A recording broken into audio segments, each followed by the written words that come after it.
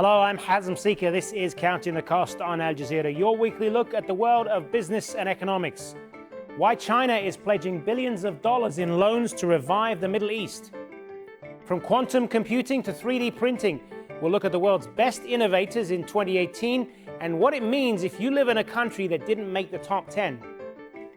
Plus, the economic landscape in the Horn of Africa is changing as a new era of peace looms. But first, China is keen to win friends and influence in the oil-rich Middle East. It is the world's second biggest consumer of crude, and this week it dramatically stepped up its investment in the region with a pledge of more than $23 billion in loans and millions more in aid. President Xi Jinping said China also wants talks on free trade areas. Xi is putting forward an oil and gas plus investment model to representatives of 21 Arab nations at a forum in Beijing. He believes it's a model that can create jobs and help safeguard China's future energy requirements. But there's also the $1 trillion Belt and Road Initiative. This mega project aims to link people in Asia, Africa, and Europe via an ultra-modern trade route.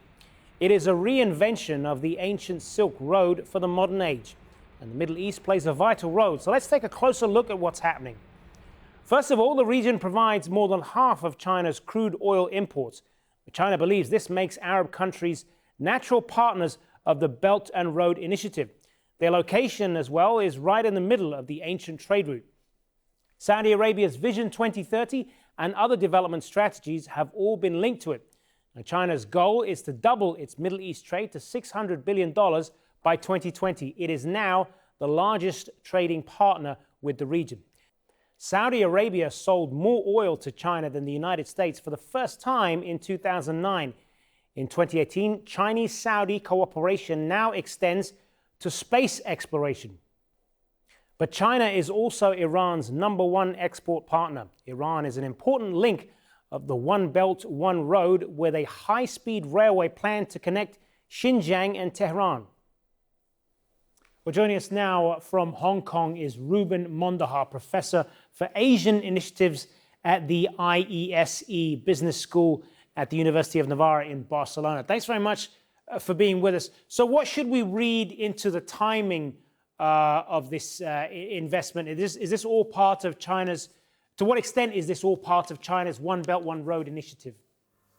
Yeah, ostensibly, that is the explicit platform that in which they are making the investment. But this is part of a long-term plan of China to secure its resources for the future. So, you know, the oil is very important. Energy resources for China will be more and more crucial in the coming 10 years, 20 years, 30 years. So they have already invested in other places like Africa and South America for other resources. But for the oil, Middle East, of course, is the primary area. And of course, the platform that they are conveniently using now is the Belt and Road. And that is, I think, just a good timing. Now, it seems, though, that because of this current situation with the trade war and all of this isolationism, protectionism, and all of these charges, China needs friends. And this is good timing to make friends by announcing $23 billion in economic largesse. And to many people who've been following this, of course, this is simply an extension of China's investment that it already has in the Middle East, particularly in Saudi Arabia. What projects is China already involved in there?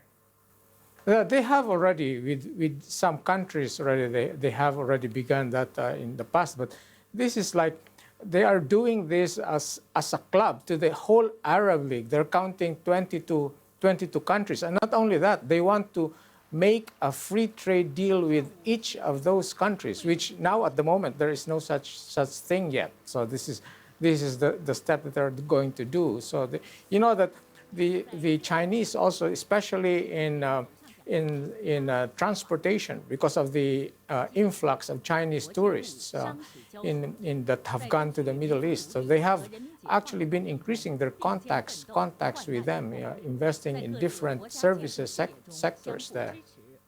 Is this also, can this also be seen as China stepping into the void of what has traditionally been a sphere of US influence and the perception with this, Donald Trump's current America First policy and this whole idea of kind of stepping back from foreign affairs more? What should we read into the timing of this in that respect?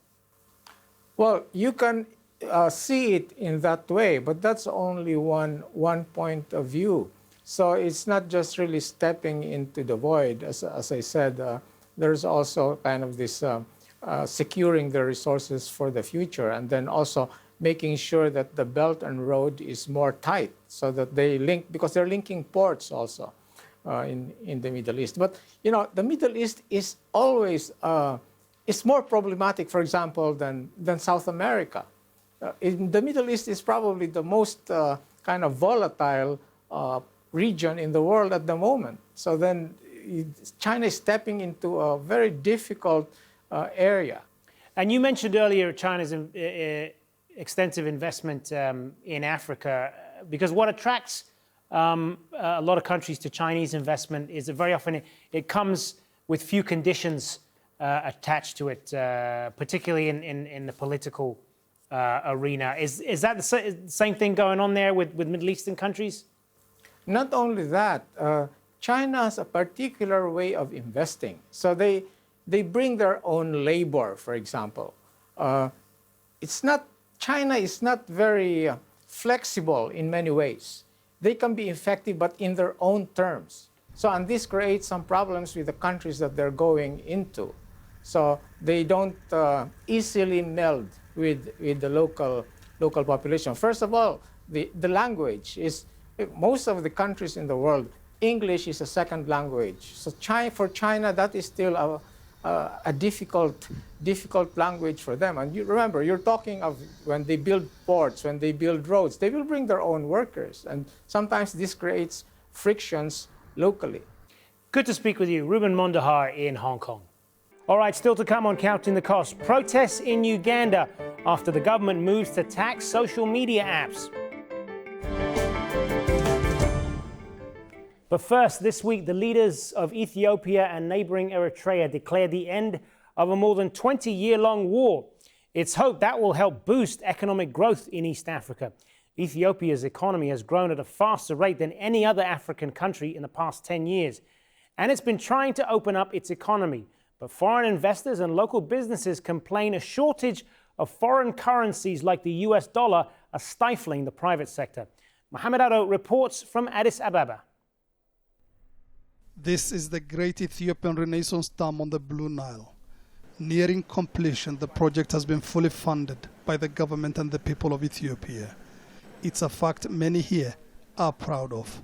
Yet ambitious infrastructure projects like the dam have put pressure on the country's foreign reserves, which are already in short supply. Foreign currency shortage is the worst that I've witnessed in my entire life, and it's all-time low that we have heard of and seen.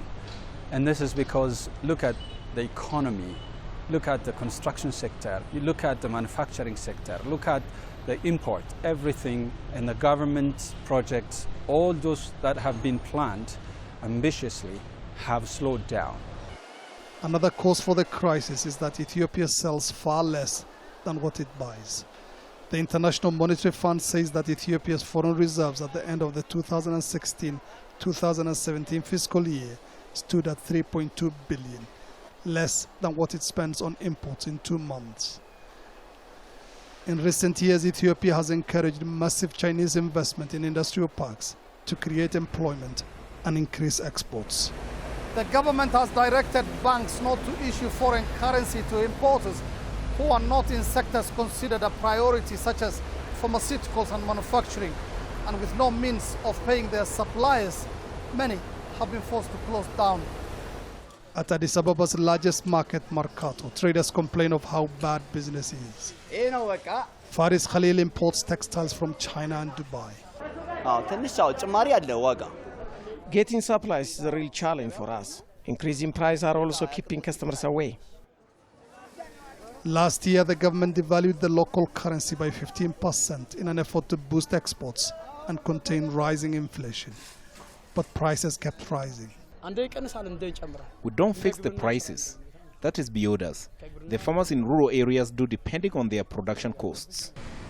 Even Ethiopia's new Prime Minister Abiy Ahmed acknowledges that there is no quick fix to the problem. For now, he's calling for more cooperation with the private sector. Ethiopia, a one-time ally of the Soviet Union, is now enduring some of the pains of capitalism, but they are growing pains. The IMF is forecasting a growth rate of 8.5% this year, far above the global average. For now, it seems Ethiopia is still an African economic force to reckon with. So joining us now from London is Charles Robertson, Global Chief Economist with Renaissance Capital. Good to speak with you again. So let's talk about the growth picture first. Is Ethiopia going to be able to sustain these growth levels? We've done a lot of work on Ethiopia, and it's a very odd model they've got for development, but a very odd model that's produced very, very high growth. On our last big report, we focused on the fact that they were running out of foreign exchange to sustain that model. And they were going to have to start to raise dollars one way or another. They've done a Eurobond, but it wasn't enough.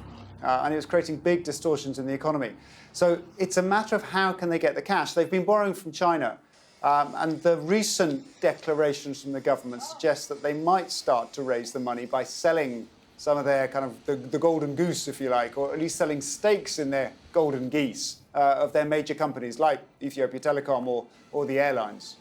And that way they can bring in the dollars that they need to be able to buy the investment goods that they need to be able to drive growth. What's your assessment as well of the digital economy in Ethiopia and how that factors into its economic growth? There's an awful lot of PR, a very successful PR campaign that's making out Ethiopia to be kind of the next China. And I think that is a valid comparison, as long as you have the next China meaning with a 50-year lag, not a 10 or 20-year lag. If you want a 10-year lag behind China, go to Vietnam. But Ethiopia's much, much further behind. And part of this, we look at things like adult literacy. Less than half of the adults in Ethiopia can read or write in any language. That's not what you need if you're going to be a part of a digital economy. You've got to at least be able to read what's on your mobile phone. They can't. And the consequence of low adult literacy, it's about 49% in 2015, is that you also cannot have an industrializing story either. And again, despite the PR, Ethiopia's manufacturing sector is around 4% of GDP. There's only 8 countries in the world with smaller manufacturing sectors than Ethiopia. It's not what people think of when they think of Ethiopia. They think of textile mills and shoe factories and it being a competitor to Bangladesh. But the education numbers, the electricity numbers are just not there for either a digital economy or a big manufacturing sector. It's still a very rural, very poor agricultural economy. And one of the big stories this week on Ethiopia is that they're mending fences finally now with Eritrea. How much of a peace dividend is that going to potentially bring for Ethiopia? With the peace deal with Eritrea, they can rebuild those links to Eritrea, create a second export route, and perhaps then get a better price when it comes to exporting their goods through the ports. So there's a benefit for longer-term trade from that side of the story. In terms of, say, the defense budget or so on, I think their major issue has been domestic security, not so much the problems with Eritrea, where you've just had stalemate for the best part of a generation. So and in this regard, the Prime Minister is also seen as a new hope, someone who can perhaps ease the domestic tensions in Ethiopia, and therefore perhaps the government will be able to invest a little less in defence, internal security, a little more in infrastructure. Charles Robertson in London, thanks very much for being with us. Pleasure to talk to you. Now, the makers of a controversial weed killer are on trial in the United States. A California groundskeeper who's dying of cancer is accusing Monsanto of ignoring the health risks of its product, Roundup. If he wins, it could open the door to hundreds more cases against the chemical giant. From New York, here's Kristen Salumi. Monsanto is a global giant in biotechnology and chemical production. It makes much of its money in agriculture, but its products are also used in local parks and people's gardens. Its weed killer called Roundup is made with those consumers in mind. Dwayne Lee Johnson is suing Monsanto, blaming Roundup for giving him a form of cancer called non-Hodgkin's lymphoma. The 46-year-old father developed these skin lesions and the disease which is now slowly killing him after spraying gallons of Roundup weed killer as a school groundskeeper for 2 years in California. He accuses Monsanto of suppressing evidence of the risks of glyphosates, particularly when combined with other ingredients which are present in the weed killer. If a chemical company sells a product and they know or suspect that that product can cause cancer, they have to warn. They have to give us a choice. Just hook it up to your hose. Monsanto maintains its product is safe to use, as directed. Glyphosate is applied to weeds. Once absorbed, it travels to the roots, where it blocks a specific enzyme found in plants, not animals or humans. With claim it's made in advertising campaigns like this one, as well as in court. It points to findings by the Environmental Protection Agency and other regulatory agencies. Billions of dollars could be at stake for the St. Louis-based company, which was recently sold to Bayer. Not only in worldwide sales of Roundup, but also in seeds, which the company has genetically engineered to be resistant to the pesticide. For Dwayne Lee Johnson, he may have had his day in court, but he may not see justice served. His lawyers say he's expected to die in the next few months. Now, the name Monsanto regularly appears in polls of the most hated companies in the US. So not surprisingly, perhaps, the people who now run the company have changed the name.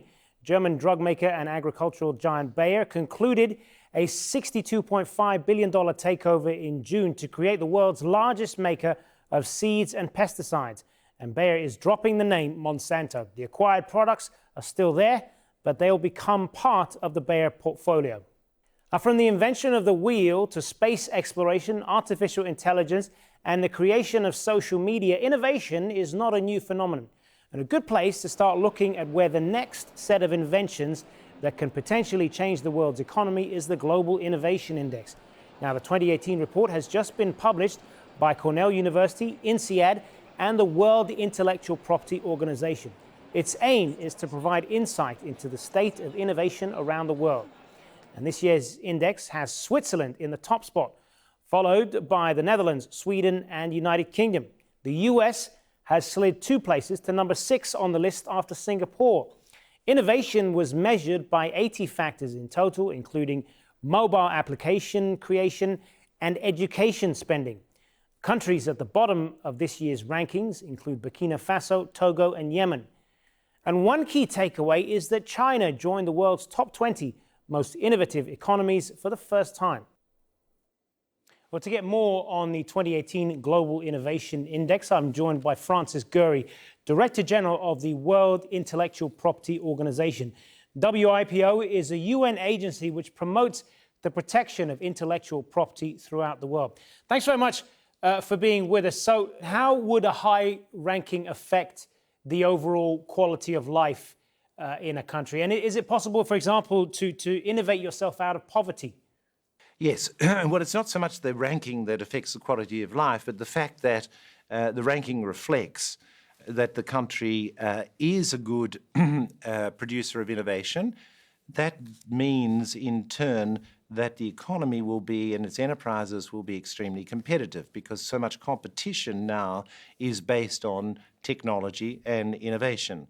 And that competitiveness of the economy, of course, is reflected in terms of average high income associated with the country and quality of life, because innovation affects, of course, the quality of life, material life, in a large variety of manners. I want to ask you as well about the lack of digital connectivity in some countries and what effect that can have on innovation, because we reported on a previous program about Mexico's economy and how there are large areas, mostly rural areas, that have no or very little internet connectivity at all. What implications does that have for the ability to innovate?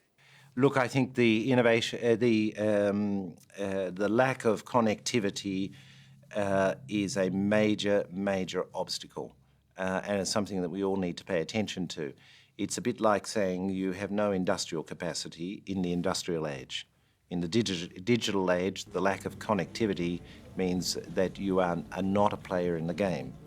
So I think it's a very serious phenomenon. A lot of work is going on in the public, international public sector and the private sector to improve connectivity, but we need to speed that up to make sure that we don't have those who miss out badly on all of the benefits of the digital revolution, which are social and economic. So is there a danger then of the world splitting in two into kind of digital haves and have-nots?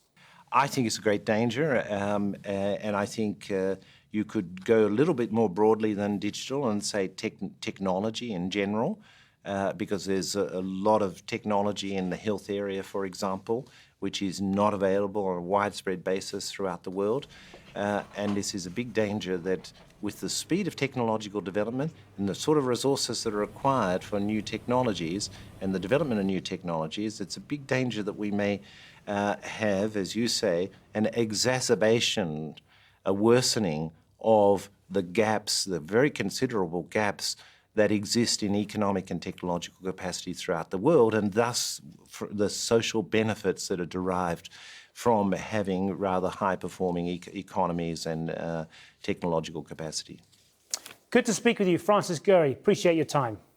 Thank you. Thank you very much. And finally, a new tax on social media apps in Uganda has sent people out on the streets to oppose the move. For young Ugandans especially, social media has become a platform for expression and protest. Malcolm Webb reports.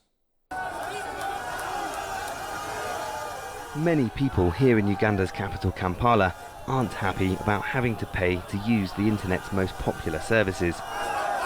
So when Bobby Wine, a pop star and MP, led a demonstration against the new social media tax, crowds quickly gathered. We are opposed to the social media tax because it is a personal attack on the young people of Uganda. Social media is the last platform for us to express ourselves as the young people of Uganda after being oppressed for so long, 32 years. The president is so angry because the young people don't support him and they tell him straight in his face on social media. Users have to pay about 6 cents a day to be able to access WhatsApp, Facebook and other services. President Yoweri Museveni said the tax will help to reduce gossip. The activists here say it's an indiscriminate tax that hurts the poor most. A lot of the people that work here in downtown Kampala are among Uganda's least wealthy internet users. Their access to data is kind of hand to mouth. If they have a bit of money, 20 cents, 50 cents, they'll buy some credit. When it runs out, they'll be offline again, maybe for a couple of days. So for those people, social media tax is crippling. But after just minutes of marching, police came to stop the protest. They said it's unlawful. Demonstrations have been heavily restricted in Uganda since anti-government protests 7 years ago. This time, things were no different. Meanwhile, kiosks for mobile phone payment services, usually busy, stand quiet. They're also subject to a new tax. In recent years, services to transfer payments directly from one phone user to another have become a key part of the economy, but the government says it needs the revenue. Our desire and aspiration is that we should, as Uganda, finance our own budget 100%. And to do that, Ugandans will have to contribute something small. And as we do contribute, we are also cautious that it should not be a burden. But those who think it is a burden weren't given long to express it. Police arrested protest leaders, but Bobby Wine's supporters managed to drag him away. The Prime Minister since told Parliament that the government will review the controversial taxes. But it's clear that this kind of opposition to them won't be tolerated. And that's our show for this week. Remember, get in touch with us by tweeting me at @HazemSeeker, and do use the hashtag HACTC when you do, or drop us an email. countingthecost@aljazeera.net is our address. And there's more for you online at aljazeera.com/CTC. That'll take you straight to our page, which has individual reports, links, and entire episodes for you to catch up on. So that's it for this edition of Counting the Cost. I'm Hazem Sika from the whole team here. Thanks for joining us. The news on Al Jazeera is next.